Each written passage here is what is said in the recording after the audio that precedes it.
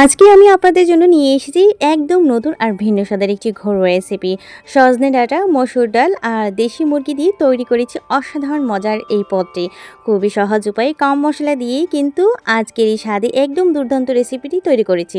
যারা নতুন কিছু ট্রাই করতেই ভালোবাসেন তাদের জন্য আজকের এই রেসিপি একদম পারফেক্ট। চলুন শুরু করি। হ্যালো ভিউয়ার্স, আসসালামু আলাইকুম। সবাই কেমন আছেন? নিশ্চয়ই অনেক অনেক ভালো আছেন। আমি জারেন সিলেট থেকে আবারও সুন্দর আরেকটি ভিডিও নিয়ে আপনাদের উপস্থিত হয়েছি। আজকের এই রেসিপিটি একদম ইউনিক এবং গ্রাম বাংলার ঘরোয়া স্বাদের একটি অসাধারণ পদ। প্রথমে দেখতে পেরেছেন আমি সয়াবিন তেল দিয়ে দিয়েছি এখানে পেঁয়াজ কুচি দিয়ে দিয়েছি, দালচিনি, এলাচি এগুলো মানে কিছুটা পরিমাণ দিয়েছি। সজনে ডাঁটার হালকা তেতো মিষ্টি স্বাদ, মসুর ডালের ঘনত্ব আর দেশি মুরগির ঝোল সব মিলিয়ে একদম ভিন্নধর্মী এবং পুষ্টিকর একটি খাবার তৈরি হয়েছে। রেসিপিটি অসাধারণ হয়েছে। আপনারা আমি বলতে পারবো না, মুখ দিয়ে বোঝাতে পারবো না। তো আমি কিন্তু পেঁয়াজটা লাল লাল করে নিয়েছি, দেন দেশি মুরগিটা একটু ভাজা ভাজা করে নিয়েছি। আমি দেশি মুরগিটা একটু লেবু দিয়ে এটাকে কিন্তু ভেজে নিয়েছি আর একটু লবণ দিয়েছি। আর আমি কিন্তু মশলাটা কিন্তু তুলে নিয়েছি। এখানে আবারও আমি এখন পেঁয়াজ কুচি দিয়ে দিচ্ছি। পেঁয়াজটা লাল হতে হতেই কিন্তু আপনাদের রেসিপিটা আমি বলে দিচ্ছি কতটুকু ভালো হয়েছে। রেসিপিটা আমার কাছে অনেক ভালো হয়েছে বলতে আমার পরিবারের সবাই অনেক মজা করে খেয়েছে। এই রান্নাটি আমি খুব সহজভাবে করেছি যাতে যে কেউ বাসায় বসে সহজেই বানাতে পারেন। এতে ব্যবহার করেছি সাধারণ কিছু মশলা যা আমাদের রান্নাঘরে সব সময় থাকে। তো দিয়ে দিয়েছি এখানে মসুর ডাল। আর মসুর ডালটা আমি কিন্তু আধা ঘন্টার জন্য আগে থেকেই ভিজিয়ে নিয়েছিলাম। তারপর এই পেঁয়াজের মধ্যেই কিন্তু মসুর ডালটা আমি কিন্তু কষিয়ে নিচ্ছি ভালো করে। আর মসুর ডালটা কিন্তু ভাজা ভাজা করব।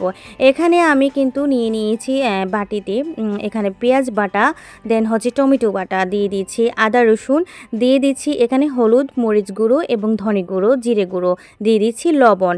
আর এই রেসিপিটা আমি কিন্তু করেছি খুব সহজে, আপনারা দেখেই কিন্তু বুঝতে পারবেন। এখানে দিয়ে দিচ্ছি আমি কিছুটা পরিমাণ নর্মাল পানি। আর এটাকে আমি কিন্তু 10 মিনিটের জন্য এখানে ভিজিয়ে রেখে দেব। আর এই মানে মশলাটা হতে হতেই কিন্তু আমি এদিকে ডালটা ভালো করে ভেজে নিচ্ছি। আর এখানে 10 মিনিটের জন্য কিন্তু এটাকে রেখে দিচ্ছি সুন্দর করে এটা মশলাটা মাখা মাখা হওয়ার জন্য। তো এই তো এদিকে কিন্তু মসুর ডালটাও কিন্তু হয়ে এসেছে। আর আমি কিন্তু আমার যে মশলা হাতে করে করেছি সেটাই কিন্তু দিয়ে দিব। আর এখন দিয়ে দিচ্ছি সজনে ডাঁটা মসুর ডালের সাথে আরও 5 মিনিট ভেজে নেব। সজনে ডাঁটা আমাদের শরীরের জন্য অনেক উপকারী। এতে ভিটামিন ও মিনারেল সমৃদ্ধ। আর মসুর ডাল প্রোটিনের জন্য অনেক ভালো এবং উৎস।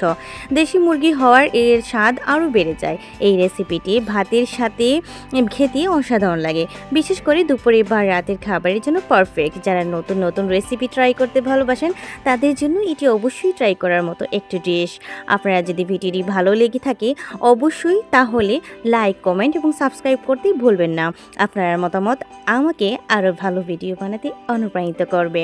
তো দেখতেই পেরেছেন আমার কড়া মশলাটা কিন্তু আমি এখানে দিয়ে দিয়েছি এবং আগে থেকে দেশি মুরগি এবং পেঁয়াজটা যে লাল লাল করে ভেজে নিয়েছিলাম এই মশলার সাথেই কিন্তু দিয়ে দিচ্ছি।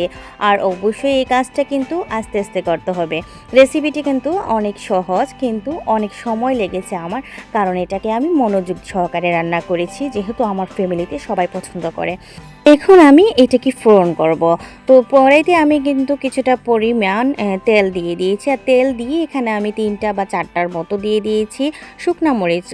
শুকনা মরিচটা ভেজে নিব। দেন হচ্ছে এখানে আপনি চাইলে এখানে আস্ত জিরে দিতে পারেন, বাট আমি দেইনি। এখন দিয়ে দিয়েছি রসুন আর দিয়ে দেব পেঁয়াজ। দিয়ে ভালো করে লাল করে আমি যে সজনে ডাঁটার তরকারিটা করেছি সেটা কিন্তু দিয়ে দেব। ভিডিওটা আসলে ভালো লাগলে লাইক, কমেন্ট, শেয়ার এবং সাবস্ক্রাইব করতে কিন্তু ভুলবেন না। আর অবশ্যই লাইক দিয়ে আমার ভিডিওটা দেখবেন।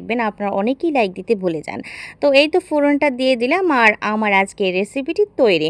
কালারটা দেখে অবশ্যই বুঝতে পারছেন কতটুকু লোভনীয়, কতটুকু মজাদার হয়েছে।